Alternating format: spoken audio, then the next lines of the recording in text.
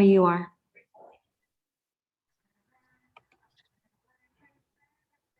Thank you very much, Linda. I would like to call our meeting to order. This is Wednesday, July 14th, 2021, Board of Investments meeting. Linda, please run through the announcements and then call roll to confirm attendance. Thank you, Chair Knox. The meeting is being conducted as a hybrid meeting, so I will do a roll call of the trustees to confirm attendance. Mr. Green? Present. Good morning.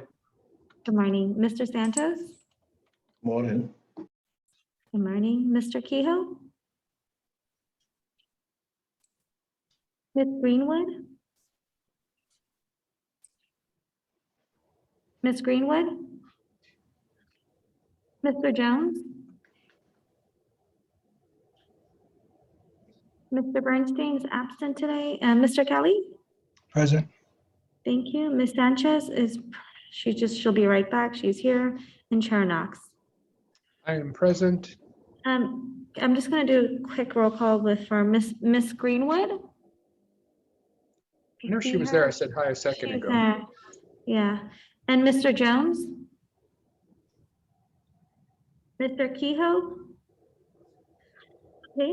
Staff participating in a meeting include the following: Chief Investment Officer John Grable, CEO Santos Creeman, Chief Counsel John Grable. We have DCEO Louis Lugo, Principal Investment Officers Jude Perez, Jim Rice, Chris Wagner. We have several staff members from the investment office: Esmeralda Delbos, Chad Timko, Scott Drazel, Clark Wynn, Daniel Joy, Amit Agarwal, Derek Kong, Noah Damsky, and Kevin Bassi. We have Christina Roseland and Michael Herrera from the legal team. We have Erwin Boone, Ted Granger from accounting, and we have Legislative Officer Barry Liu. We have several consultants participating in the meeting, which are Makita Investment Group, Stepstone, and Alborn and Milliman. Trustees, please use the Zoom chat option to be placed in the queue. At this time, we ask all meeting participants to mute their mics until you're ready to speak. And now we may proceed with the agenda. Thank you. And I see Ms. Sanchez back on camera, so we have a quorum. And Yes. then Ms. Greenwood and Mr. Kehoe, if you would please chime in if you're able to. With that, certainly wanted to kick things off, and I know Santos, she'll probably mention it in a second, wanted to welcome Louis Lugo, our new Deputy Chief Executive Officer. Welcome on behalf of the board. With that, we'll move to item 2, approval of the minutes. This is the minutes from June 9th, 2021. Are there any questions? So moved. So moved by Mr. Green, seconded Second. by Ms. Sanchez. Linda, please call the roll. Thank you. Mr. Green? Aye. Mr. Santos? Aye. Mr. Kehoe? Ms. Greenwood? Aye. Mr. Jones? Aye. Thank you. Mr. Bernstein's absent. Mr. Kelly? Yes. Ms. Sanchez? Aye. Chair Knox? Aye. The motion passes. Thank you very much. Item 3, report on closed session items. The report on closed session items from the last meeting was published and is available on LACERA.com. Item 4, public comment. Linda, we have not received any requests to address the board this morning, correct? You are correct. Thank you. Moving on to item 5, Chief Executive Officer's report. Mr. Kryman.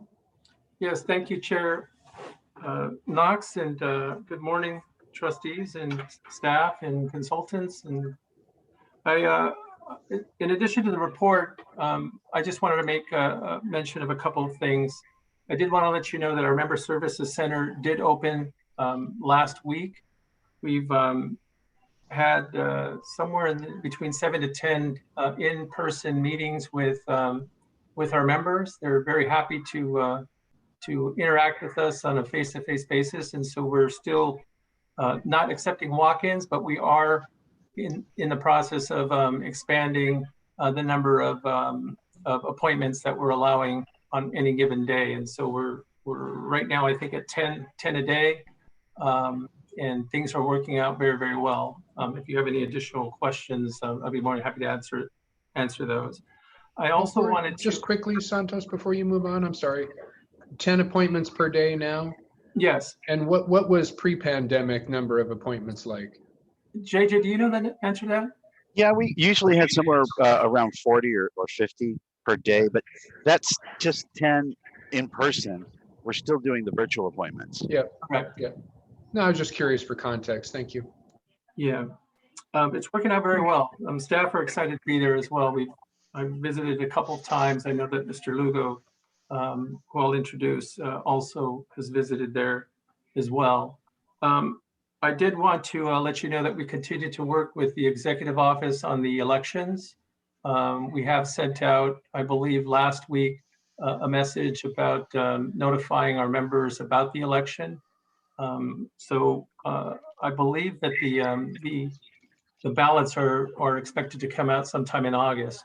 And so we're in the process of making sure that our message is harmonized with the executive office, and we're not only augmenting the communication with our members, the executive office will also be doing some reaching out to our members as well on the election. Santos, who filed? I do not have that information at this time. I will get that for all of the trustees. Yeah, Mr. Kreiman, at the last I heard, they were still validating.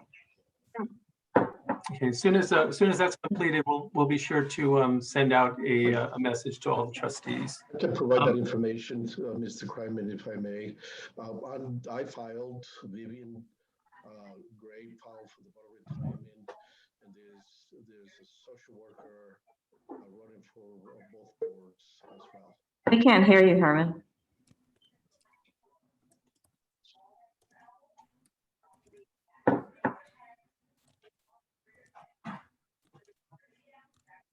Nope. Still can't hear you. Yeah, we could at first, and then it tailed off. Maybe the batteries died in your earplugs or something, your earbuds.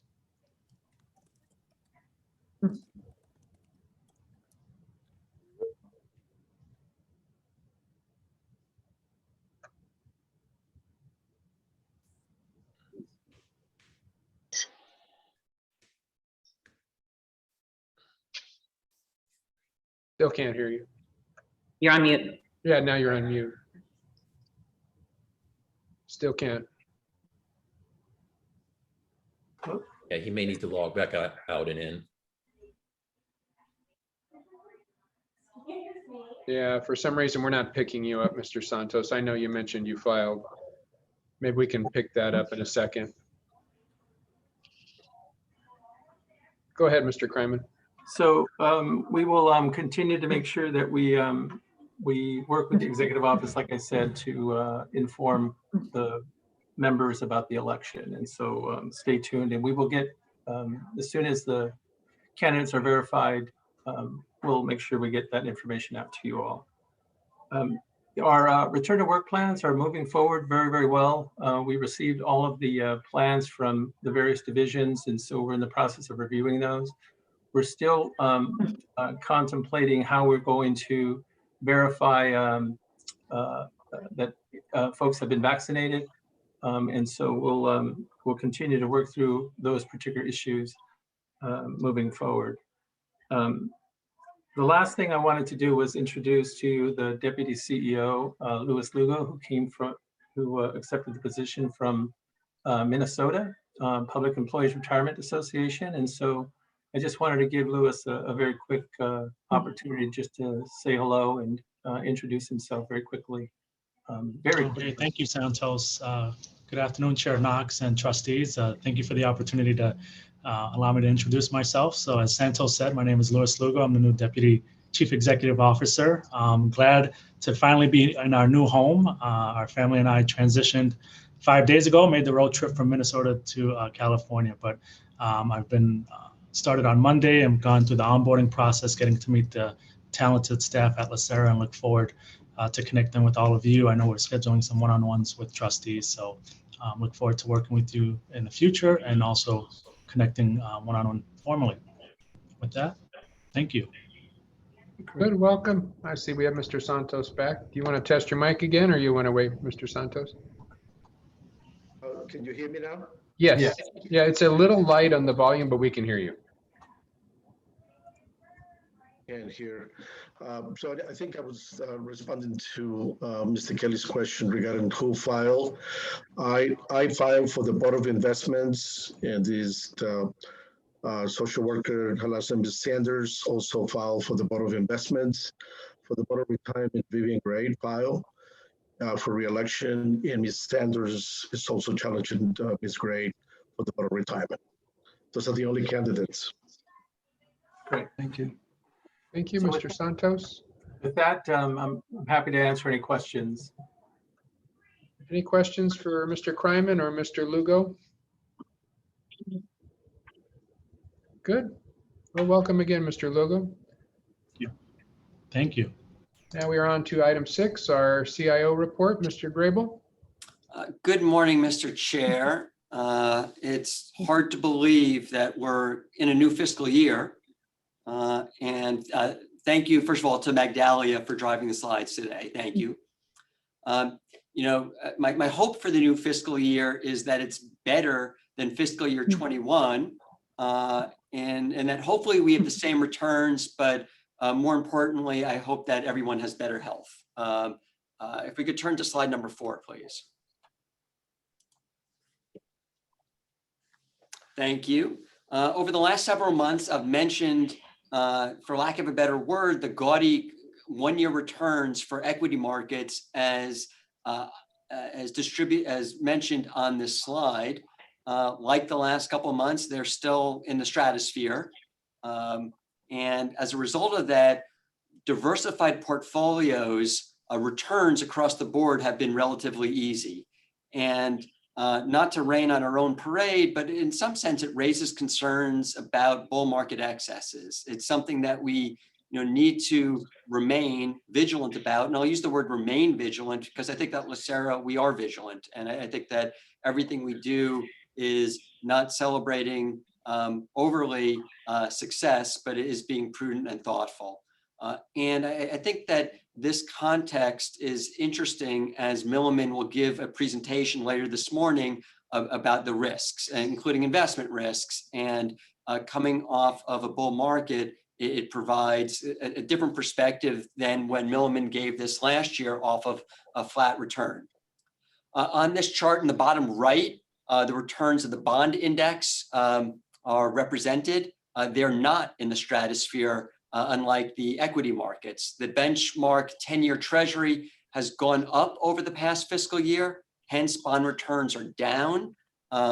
Since the end of last month, interest rates have moved down, but the direction of rates and the slope of the yield curve really continue to drive asset allocation. As we discussed over the past year, investing in a low interest rate environment, that's all about low interest rates.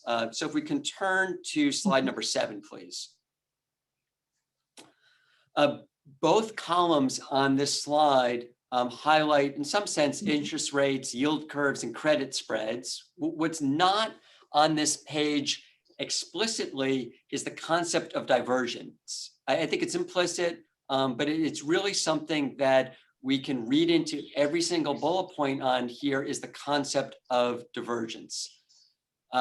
In kind of the vaccine era of COVID, outcomes may be more extreme or divergent. There'll be profound geographic differences. One being, and we've spoken about this over the years, is globalization versus anti-globalization.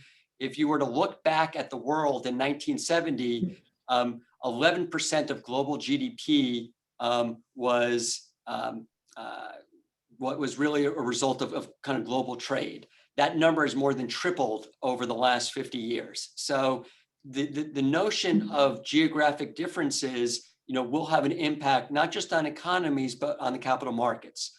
Consumer behavior will be different. They're changing consumer consumption patterns. Capital versus labor.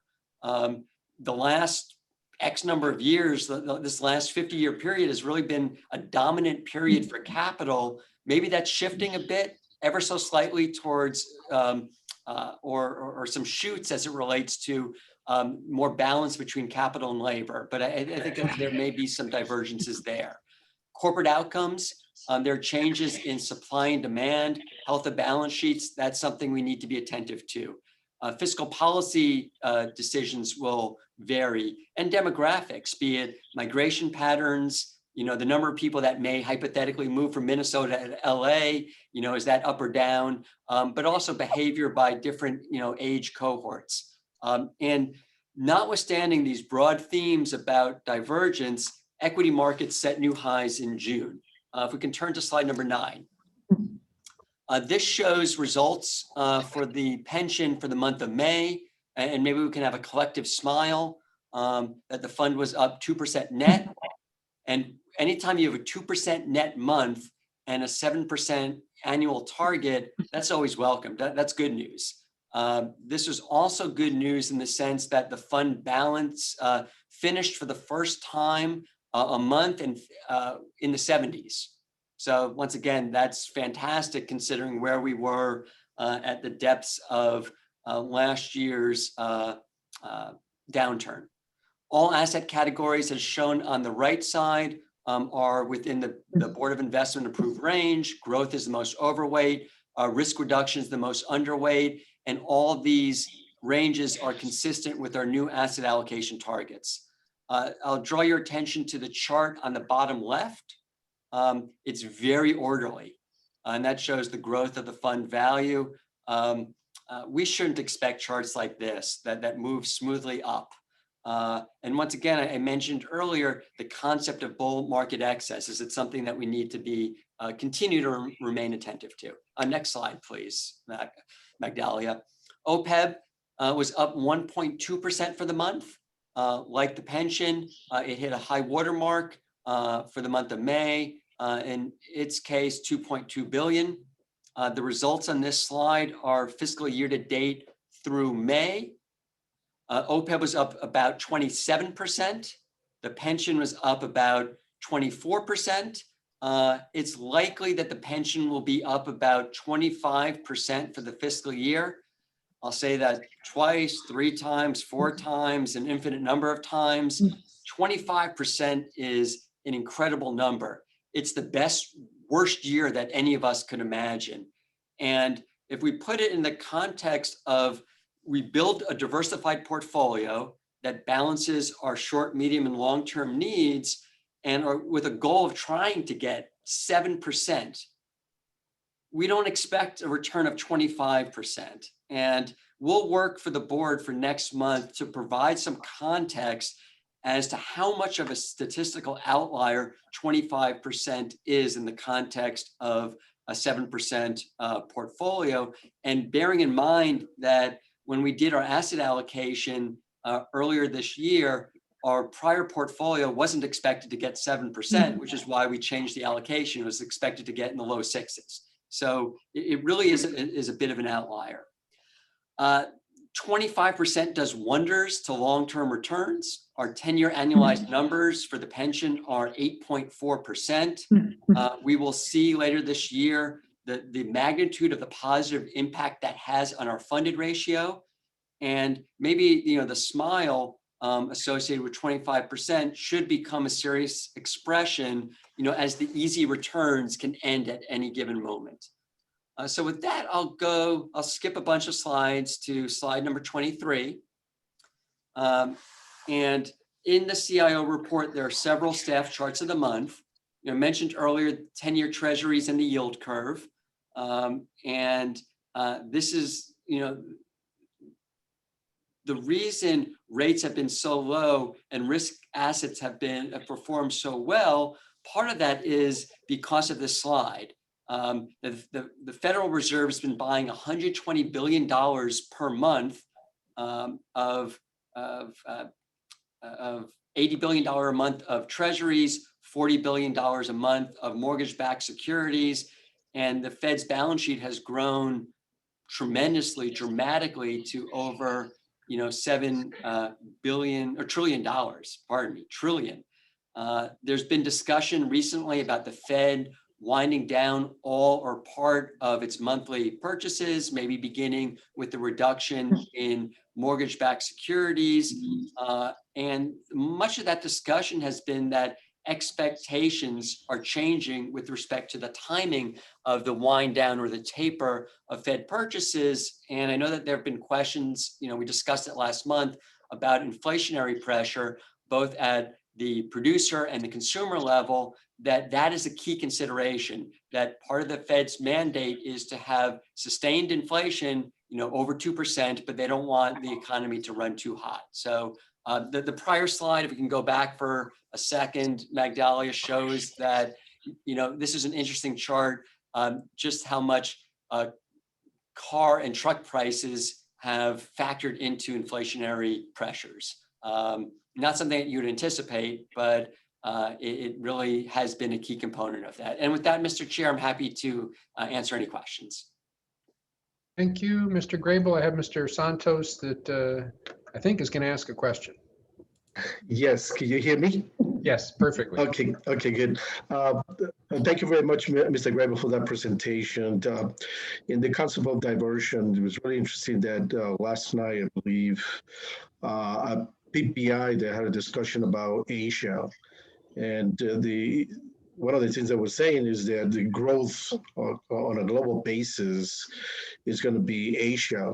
The Asian region. However, there are different countries like Thailand and others that are not performing because of the governments obviously bundled like we did with we did really good in vaccines with the virus. So anyway, so it's really interesting to look at Asia and how the different countries are performing, and the expectation is that China, they reported that China already reached the pre-pandemic levels and continues to grow at a fast pace. So interesting.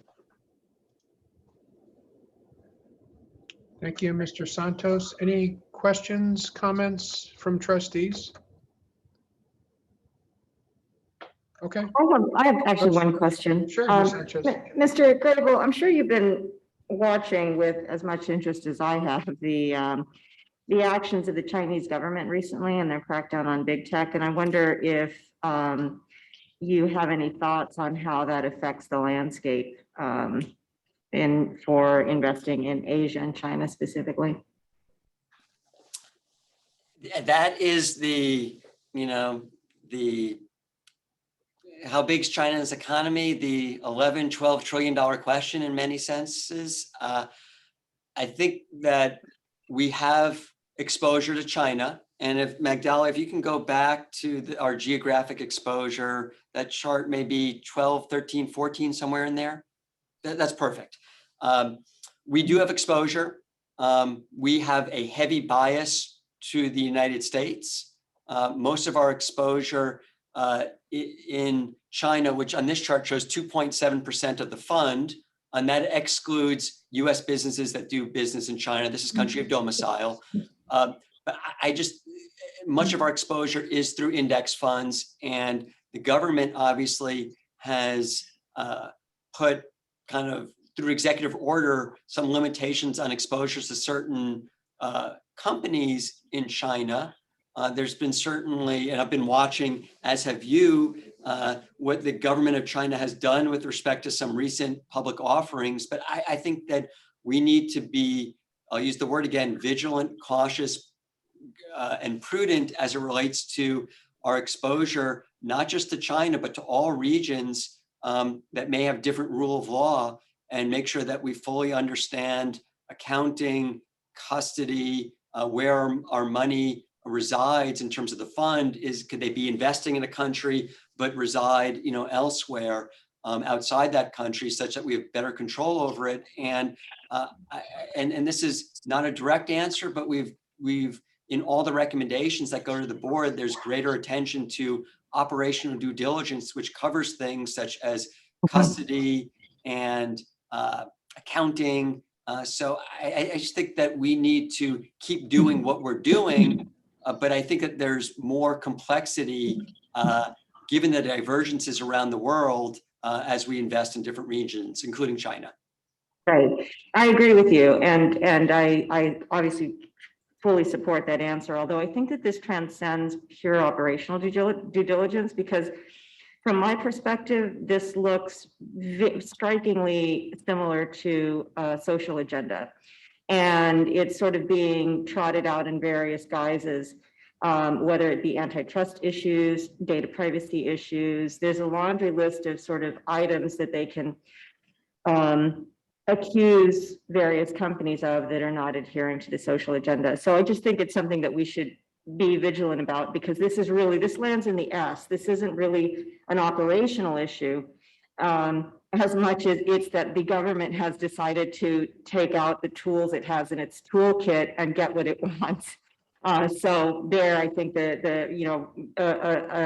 a very thorough reading of the 5-year plan is probably going to be helpful in understanding the exposures we're taking, as this is a planned economy. That's just my thoughts. For you, you can take that and do whatever you like with it. Thanks.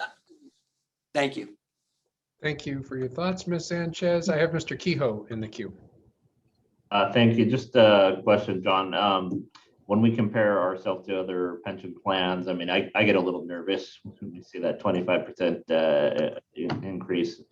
How are we in comparison to other plans? I mean, is this across the board, everybody's writing it up, or is this something that's an anomaly with us? How does that compare to the rest of the pension economy? I think this is an anomalous year for everyone. We'll have more information next month when we have our quarterly performance book, because there it'll show returns versus a peer universe.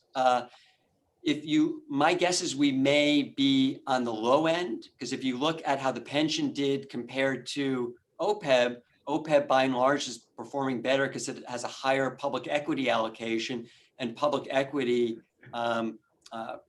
dramatically outperformed last year. And we have a relatively high allocation to core fixed income, which wasn't really much of a contributor. So we may be on the lower end, and maybe we took a more cautious path in terms of having less risk in the portfolio, equity risk and growth risk.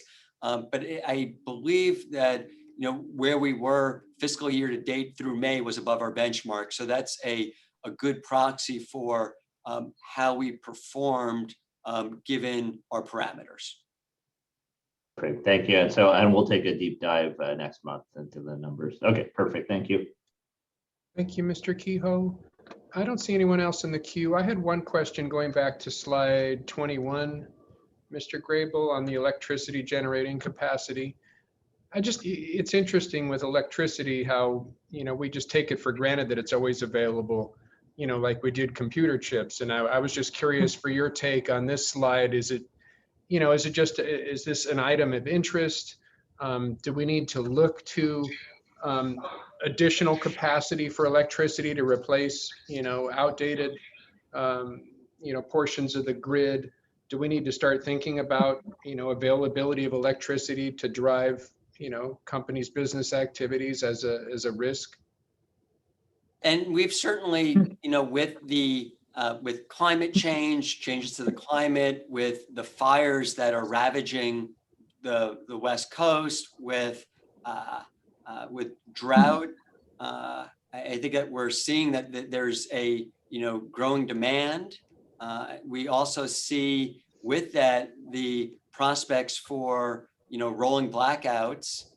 We see that with more and more renewables, that there's a period of the day where the guarantee, the comfort we have of power being like oxygen may not be there. So I think that this is something that we have with some of our infrastructure investments, the topic of energy transition, and it's something that we should discuss.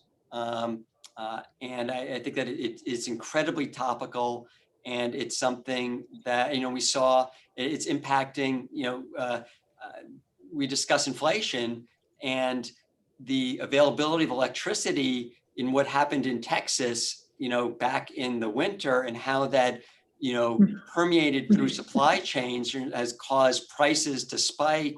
That there's a lot of interconnectivity between different aspects of our supply chains starting with power.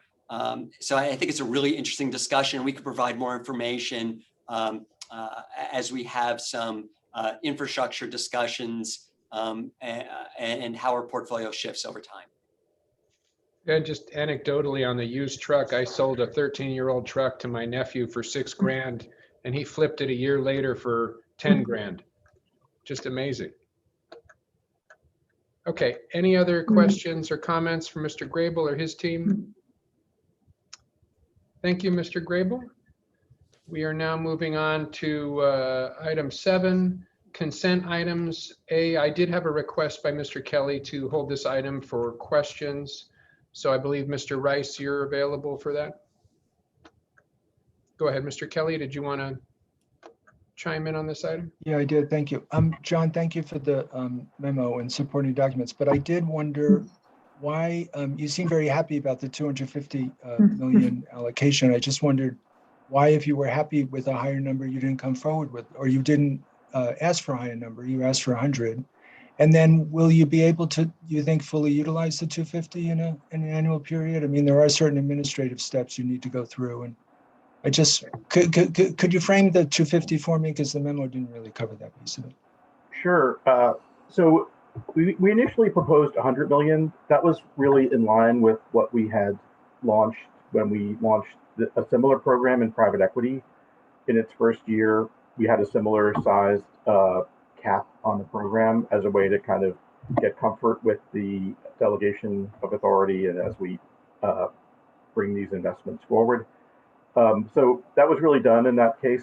But I think when we look at the overall size of the pacing we need to do in infrastructure and natural resources, when we did our structure review in 2019, we had over $2 billion in pacing required in both of those categories annually. So we think, we certainly, there'll be opportunities greater than 100 million for us to pursue. So I don't think we're limited in opportunities. That wasn't why we set it at 100. It was really just to begin getting comfort with this delegation in this new asset category. And I think just to reiterate kind of the main, what we talked about last month, the main objective we want to use a program like this is really to allow a more intentional implementation of our program, where we can target assets that we know what they are, as opposed to committing to a closed-end fund where there's some uncertainty about what ultimately will wind up in the portfolio. Okay, thank you very much. I'll move the item. Thank you, Mr. Kelly. Moves, seconded by Ms. Sanchez. Any other questions? Thank you. Linda, please call the roll. Okay. Mr. Green? Aye. Mr. Santos? Aye. Mr. Kehoe? Aye. Ms. Greenwood? Aye. Mr. Jones? Mr. Jones? Hi, I'm sorry. Did you hear me? Yeah, you hear I me? can hear you. Yeah, Okay. I can hear you. Mr. Kelly? Yes. Ms. Sanchez? Yes. Chair Knox? Aye. Motion passes unanimously. Thank you, Linda. Now we are on to non-consent. Item A, we have a memo dated June 25th by Mr. Drazel regarding the board and whether or not they want to nominate a candidate to the board of the UN's PRI. Mr. Drazel, did you want to kick this off? Sure. Good morning, Mr. Chair and trustees.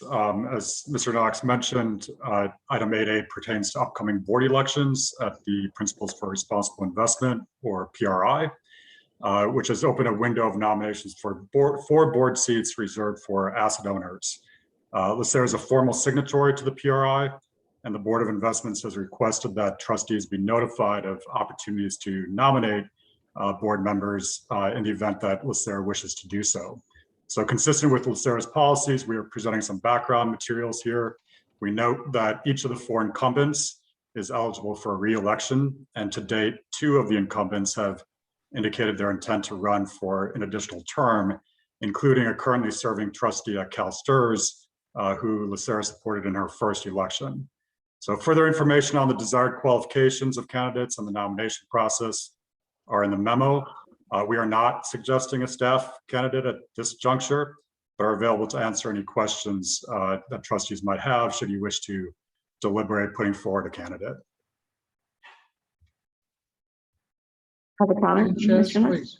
Yeah, I'm happy supporting Sharon Hendricks. That's my thought.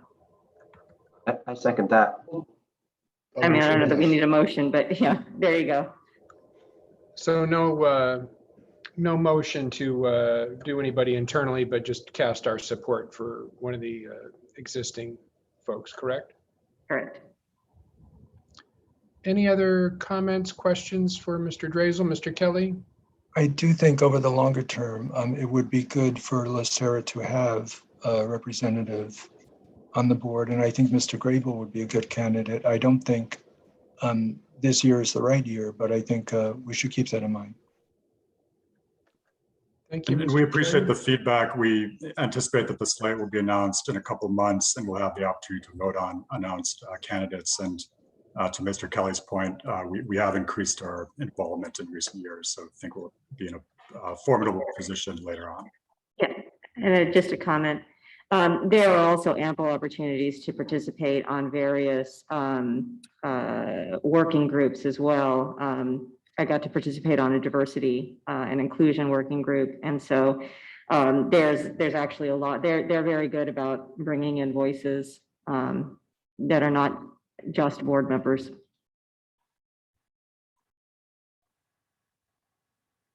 Okay. Any other questions, last comments on this item? Thank you. So there's no action to be taken then, but per Ms. Sanchez's suggestion, we will support that candidate accordingly. Thank you. Moving on to item B, we have a recommendation submitted by the chair of the audit committee, Joseph Kelly, that the board approve and adopt the revised audit committee charter. I am happy to take a motion. I don't believe there are any comments in advance of that. Okay, thank you, Mr. Kehoe. I have a motion. I'll second. Seconded by Ms. Greenwood. Thank you. Any questions? Okay, Linda, please call the roll. Okay. Mr. Green? Aye. Mr. Santos? Yes. Mr. Kehoe? Aye. Ms. Greenwood? Aye. Mr. Jones? Aye. Mr. Kelly? Yes. Ms. Sanchez? Ms. Sanchez? I'll abstain. Chair Knox? Aye. The motion passes with one abstention. Thank you, Linda. I did have a request before we move into the reports, and I don't know if we have Mr. Rice available right now. I did have a request to change the order of the day slightly to go into executive session now, taking the item related to conference with legal counsel, followed by the executive session A with the purchase or sale of specific investments, come back, do our reports, followed by at the end of the session, the last item with the information security item. Good morning. We can do that. We can change the order without objection. Sure. If there is a concern about it, there would need to be a motion.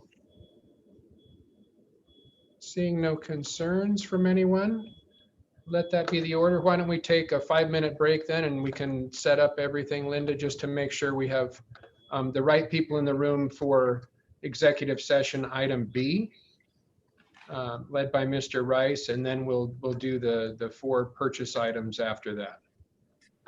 Sounds good. Thank you. So let's take 5 minutes. 22. Now that we know the meeting is being recorded again, we are on to section 9 reports. Item A, Board of Investments Offsite Planning Update. There's a memo dated June 28th from Mr. Grable. Mr. Grable, did you want to add anything to that memo, or just take questions if there are any? In the interest of time, I'm happy to talk for a couple of minutes or answer questions. It's up to the pleasure of the board, Mr. Chair. Let's see if there's any questions first, and we can go from there. Mr. Knox, Ms. Sanchez has stepped away from the room, but she asked me to pass on a message. She wanted to know if we could do a trust building exercise within the board and also a trust building exercise with the board and the staff. Sure, I can, maybe I can follow up with Ms. Sanchez and see exactly what she's talking about, and then Mr. Grable and I can chat. Perfect. Any other questions, thoughts? John, I know we had talked about doing a follow-up maybe later in August, just to see where we were with reopening and just the public health information and trends, and we can certainly follow up with the trustees as far as what the plan going forward is, right? Correct. And our goal is to get some questions, some survey questions to the board over the next week or so. Okay. Mr. Green has raised a very timely item. We can certainly take that under advisement as well. Anything else before we move on to the next item? Okay, thank you, Mr. Grable. Item B, the 2021 Actuarial Risk Assessment Report. And I believe Irvin Boo is here to kick things off.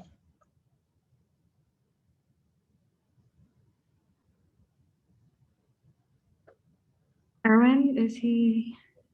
He's not here. Let me get him. Okay. Unless Middleman wants to start. Mr. Kryman, did you want to kick things off in the absence of Mr. Boo? Sure. This is really it's a risk assessment, an update. So really it's Milliman's show. So why don't I just go ahead and let them begin their presentation. Sounds good. Okay.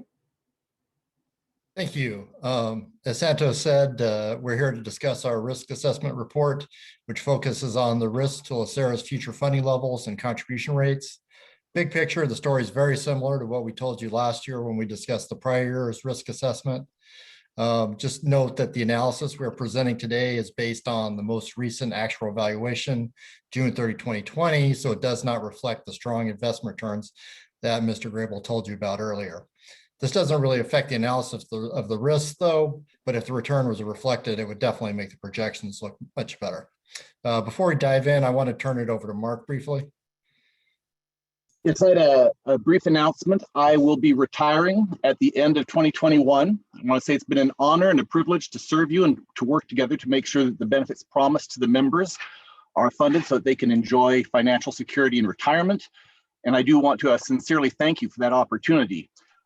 Similarly, I have been privileged to work with Craig and Nick on this, and I know that you're in good hands because, quite frankly, they've been doing the majority of the senior level work for quite a while now anyways. And the risk assessment is no different with that. It's an excellent report. I'd like to take credit for it, but actually Nick and Craig did almost all of the senior level work on that. So without further ado, they're going to give most of the report today. I'm going to give a very brief introduction. So if we can go to slide 2.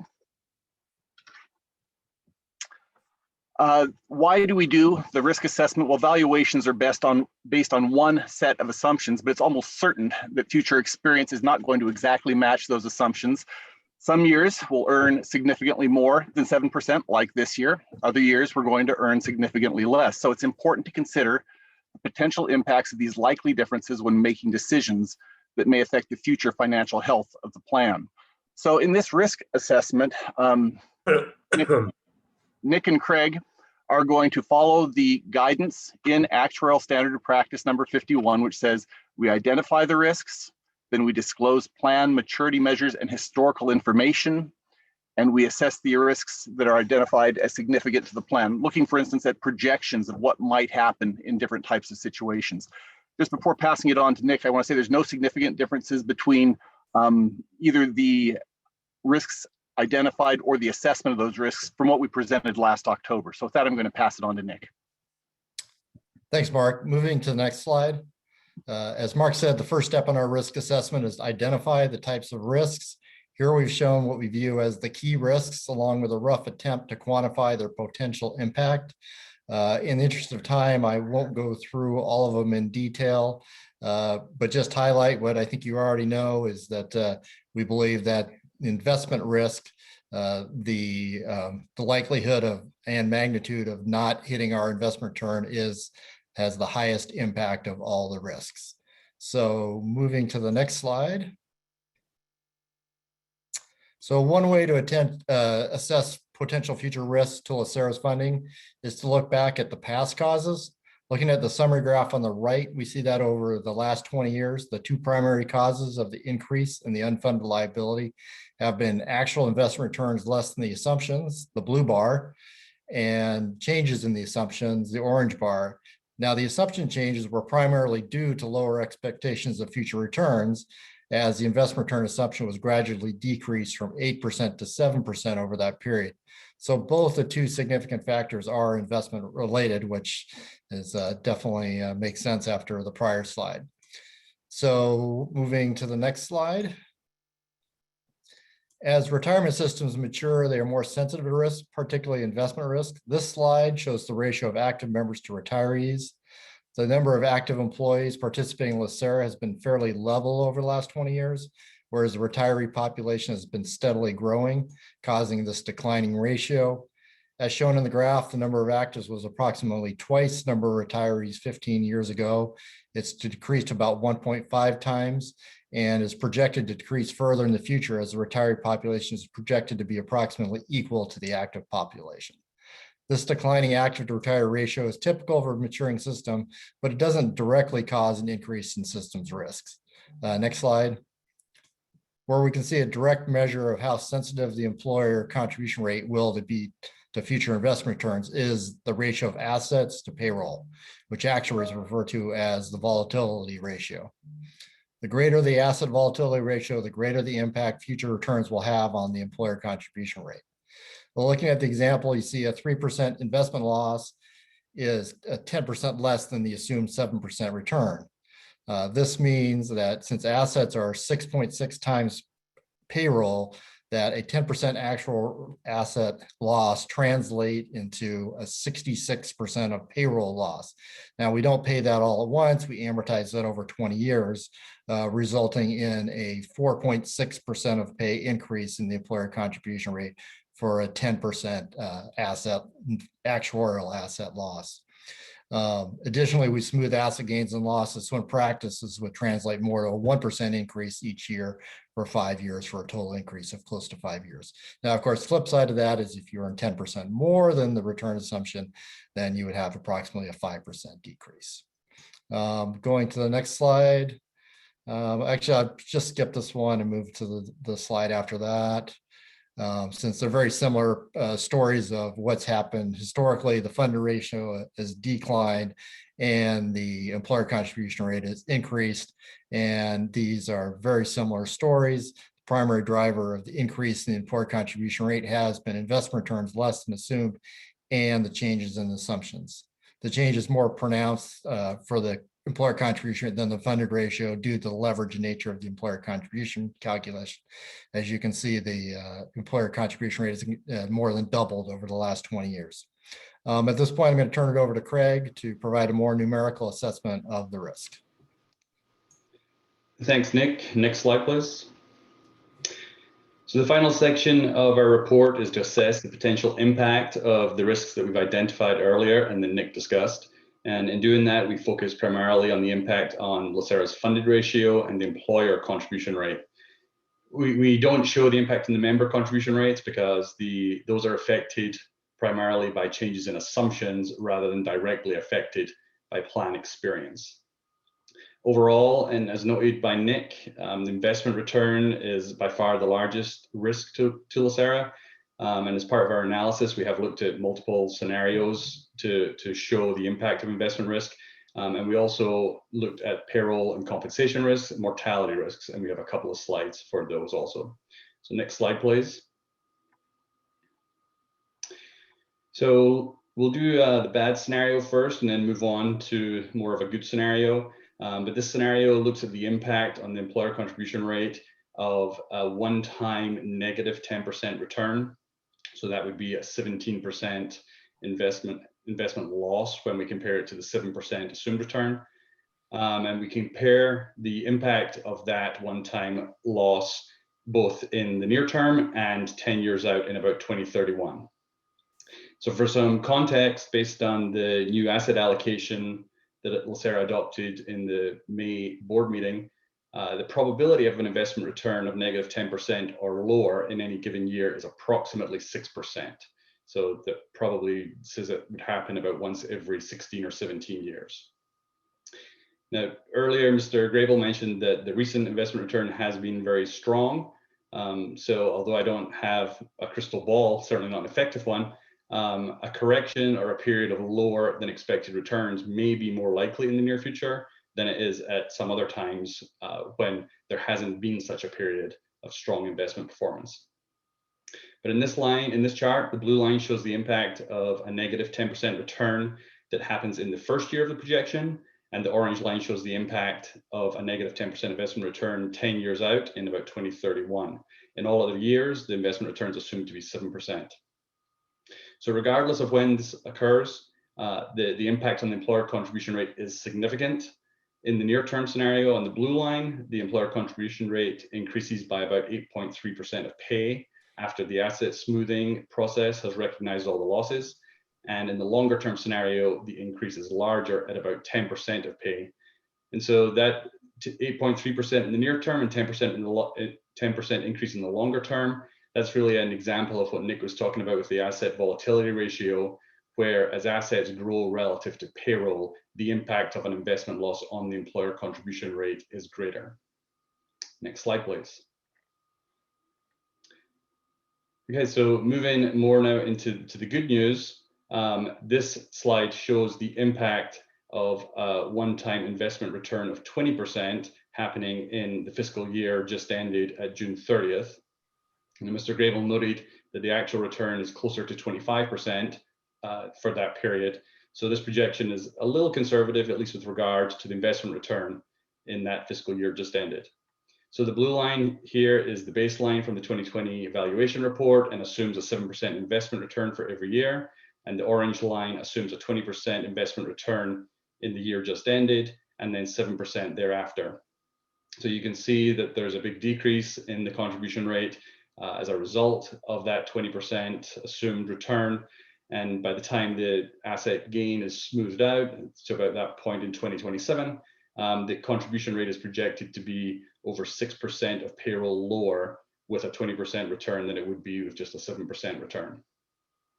And so just considering that, 6% or so change there, I mean, if you think about the 10% net loss that we just looked at, I mean, the impact of the 10% loss, negative return, 17% loss, is about the same size of a loss as the 25% return is a gain.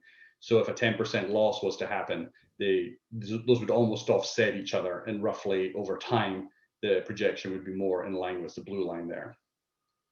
Next slide, please. So in this slide, we have looked at the impact of past returns and assumed what would happen, or asked what would happen if those returned and repeated. And so the green line here shows returns from the 10 years of the 1990s. The orange line shows returns from the 10 years of the 2000s, and the blue line from the 2010s. And we've effectively said what would happen if those returns repeated over the next 10 years, and then the return reverted to 7% thereafter. So you can see that throughout the 1990s, when the return was good, if we were to experience that again, the projected contribution rate would decline significantly. And in 20 years, the funded ratio is projected to be over 140%. Conversely, the period in the 2000s was the worst of the three periods. And if that was to happen again, the employer contribution rate would increase and projected to increase to over 40%. And at the end of 20 years, the funded ratio would be about 86%. Next slide, please. On this chart, we look at similar projection of outcomes, this time using a stochastic analysis based on the newly adopted asset allocation from LACERA's May board meeting and using 5,000 scenarios. The good returns here are shown by the green line, and so that is the 25th percentile returns, and the orange line represents poor returns at the 75th percentile return.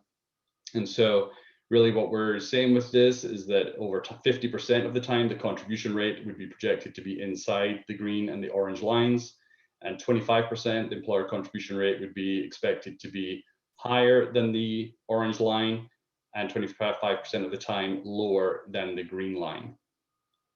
So really these two slides just show the potential range of outcomes from this a single asset allocation and just based on actual returns that we have seen over time. Next slide, please. So the investment return has the biggest impact. This chart does show some of the risk associated with compensation and payroll. There's a much smaller impact here. The blue line, sorry, shows the baseline scenario. And the orange line shows the impact on the employer contribution rate if there was a 10% decrease in payroll. And so that would potentially be if there was a downsizing of workforce perhaps, and so the payroll was just 10% lower. So what happens in that case is because the unfunded liability is amortized as a percentage of pay, if the payroll base has lowered, the amount of dollars needed to pay the unfunded liability increases as a percentage of pay. The actual dollars that would be paid is likely going to be lower because it's the percentages on that lower payroll base, but as a percentage of pay, it will be higher. And the maximum change here between the blue and the orange lines, so based on that 10% decrease in payroll, is approximately 2% of pay. And so that's obviously much smaller than the variance we just saw due to the investment return. Next slide, please. On this chart, we look at the impact of mortality experience, deviating from what we assume. Now, actuaries, especially with large populations like LACERA, we sort of pride ourselves on being able to predict mortality fairly closely. But what we're doing here is we're looking at the impact on the employer contribution rate if mortality was to be 0.5%. If 0.5% of the retiree population, more or less than expected, were to die. And so you can see that the orange line represents less mortality. And so the cost would increase as people were living longer. And the green line shows the impact of heavier mortality, so more people dying than currently expected. We think this scenario here is kind of an outside case, just with the deviation that it shows. But after about 2039, the difference from the baseline to each of those two scenarios, the increase and the decrease scenarios, is about 3% of pay. Next slide, please. So one other risk, the last one that I will discuss, is the risk of insufficient contributions being made by employers. And so the main risk here, and this is one that we haven't specifically addressed, primarily because we're not necessarily qualified to assess the employer's ability to continue making future contributions, but the main risk is that employers do not make the actually determined contributions. Now, historically, the county and other employers have made the actually determined contributions, and there are legal requirements specified in the 37 Act that govern those future contributions. And so we have no reason to expect there's going to be any change in the pattern, or that the employers will not continue to make those contributions. However, if the contributions were not made in full, there is a risk to LACERA's funding just due to smaller contributions coming in than expected. There are some secondary contribution risks listed here that overall we do not expect to have a significant impact on year-to-year funding, but they each do tend to push contribution requirements into the future. And so there is the potential that over time those could accumulate. And these include the phasing in of the assumption changes, including the star reserves in valuation assets, but not including the liabilities, and the pattern of the deferral of reflecting contribution rate increases but not decreases by the county to reflecting contribution rate increases as late as possible but decreases as soon as possible. And so with that, I will hand back over to Nick to talk about addressing risk. Thanks, Greg. So the purpose of the risk assessment report is to understand the risk to LACERA's funding. Can you move to the next slide? So the next logical question you may have is what can LACERA do to mitigate these risks? We believe LACERA is already addressing funding risks in the key areas. Specifically, on the asset side, LACERA regularly performs asset allocations, which not only attempt to optimize return, but consider the impact on LACERA's funding. Next, to provide the best estimate of liabilities, LACERA reviews its assumptions in details every 3 years. And lastly, LACERA recently updated its funding policy to reduce the amortization period to pay off the unfunded liability, reducing the risk of LACERA having a low funded ratio in the future. Under actual guidance, LACERA's current approach is now model practice. So can LACERA further reduce its risks? When you reduce risk, there's always a trade-off. For example, LACERA could move to a more conservative investment allocation, which would lower the likelihood of a significant poor single-year return, similar to the investment shock Craig talked about. However, this would likely lower the expected long-term return, which would either increase the risk of not meeting the investment return assumption in the long term, or require a reduction in the return assumption, which in turn would increase contribution rates. So next slide. Just want to take a very quick break from our discussion about risk. We strive to keep the board informed about changes in actual standards of practice. Since we're before you, we just wanted to talk about a couple that may affect LACERA, giving you a quick update. So the 2 key actual standards dealing with assumptions were recently updated and are effective this next month, but the changes were minor and should have no noticeable impact from LACERA's perspective. As we've previously discussed with you, standards of practice number 4, which includes a proposed provision to require disclosure of an additional market-related, in other words, much larger liability measure, is still hanging over our heads, but the standard is still in draft form, so nothing new to report here. So to the next and final slide. As a mature plan, LACERA is subject to a number of risks, which could ultimately affect the funded ratio and employer contribution rate. As we've shown, investment returns have historically had the greatest impact, and this is likely to continue. LACERA has several mechanisms in place to address risks, which help mitigate the risks, but do not eliminate them.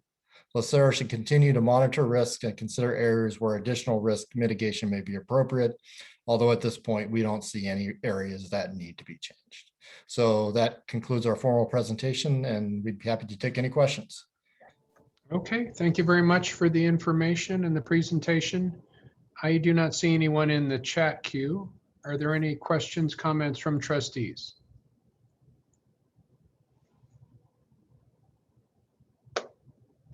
Hearing none, seeing none. Thank you very much for the report and the update. Certainly wish Mr. Alleman all the best in retirement, and you exceed all actuarial expectations and live a long, happy retirement. Thank you very much. I appreciate that. Okay, thank you for that. And moving on in our report section, items C through N are information only, and I have not received any requests to hold any of them. Any questions before we leave the section on reports? Hearing none. We are now on to items for staff review. Linda? Item to be agendized regarding information and adding IT standard requirement. Thank you very much. Good of the order. Do you want to call on folks, Linda? Sure. Mr. Green? Oh, hi. Thanks to Keith Knox. Great job chairing as usual. We appreciate everything you do. And also, just wanted to give a quick shout out in my new role, dealing with lots of people in very difficult situations, some people that have lost loved ones in very tragic ways. And I just want to give a shout out to Santos Kreiman, because some of these folks, when they reached out to me, I've reached out to LACERA and just got incredible feedback on the customer service at LACERA and just the level of sensitivity and expediting the requests to help people really at their most difficult moments. And so I just want Santos to know I'm plagiarizing some of his customer service ideas in my new role in using them to help my members as well. And I just want to say, thank you for everything you and your staff do. And you've just been really, really terrific. And we really appreciate you. Just wanted to say that. Thank you, Mr. Chair. Thank you. Mr. Santos? Yes, thank you very much. I echo Mr. Green's comments regarding Mr. Criman's customer service performance. Thank you on behalf of the members as well. I just wanted also to compliment my colleagues today in the questioning of the different partners that we selected today with regards to cybersecurity. It is huge. Unfortunately, to report that I'm a victim of that. Somebody siphoned $8,000 out of my $8,400 out of my checking account. It's not pretty. It's I'm working closely with a bank. It's very disruptive financially to anyone who loses that amount of money.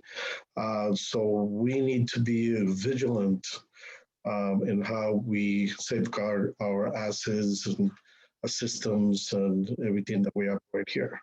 So great meeting this morning. We're looking forward to the discussion that we had regarding taking ownership on some of the partners that we might work with. I think it's a good, from my perspective, it's about time, but I'd be interested to hear the presentation by the staff and proposal with regards to that strategy. Everybody have a beautiful afternoon. Thank you. Thank you. Mr. Kehoe?